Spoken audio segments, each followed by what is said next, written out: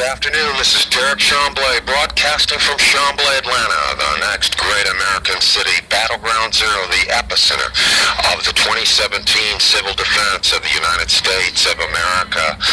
It's winding up on, by the time this gets published on YouTube, if it goes through, it's winding up on 4 o'clock in the afternoon. It's Saturday, September 16th, 2017. Sunny day here so far in Chamblee, Atlanta. And of course, following the breaking news out of the tropics, the aftermath of massive great hurricane, Gulf of Mexico monster 2, IRMA, and how it's crippled parts of the state of Georgia, even from Savannah, even from Charleston, South Carolina, through the basin, Savannah, Georgia area, and of course Jacksonville, Florida, how it's crippled parts of the state of Florida where the electrical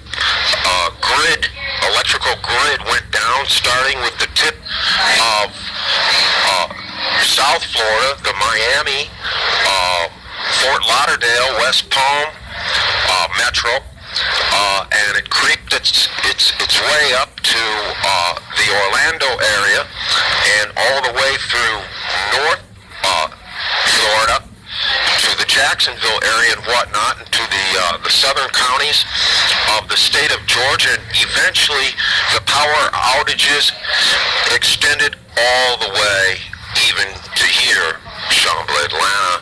There are still people waiting to get their power restored all the way from parts of Georgia to the tip of the state of Florida. So we're hoping that the state of emergency for Georgia and Florida stays in place, because the next one that comes and hits the peninsula of Florida, it will be very much crippled with power outages, cell phone towers going down, and there are already gas shortages, food shortages from the tip of Florida all the way to Georgia. At any rate, we picked up on an article published approximately 2 hours ago online by USA Today, based on some current tracks put out by the National Hurricane Center.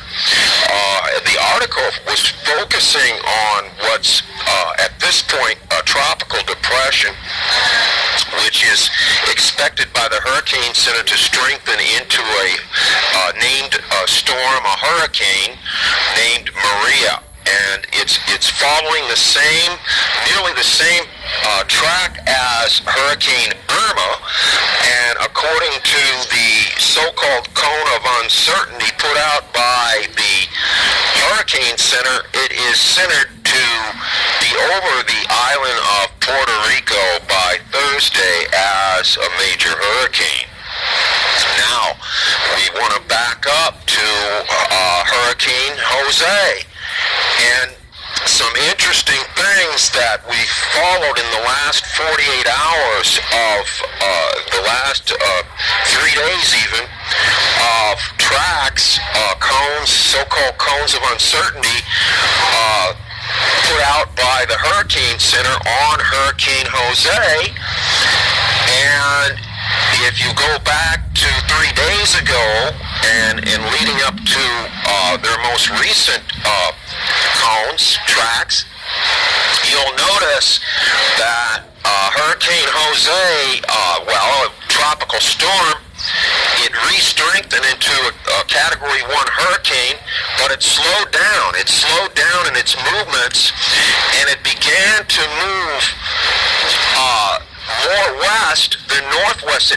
It has not made the northern turn. It missed the northern turn by at least 24 hours.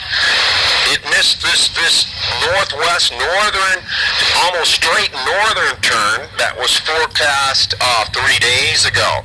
It's missed the turn, and it's taking more time to make the turn, and that's what changes the particular northern fronts that they call the guiding fronts that turn it and steer it, the steering, whatnot. It's the timing, the time frames, and we're looking in the next 24 hours for Hurricane Jose to possibly strengthen to a Category 3, where its outer rain bands are slamming once again. The winds and rain bands slamming for hours once again, set up in the Charleston, South Carolina,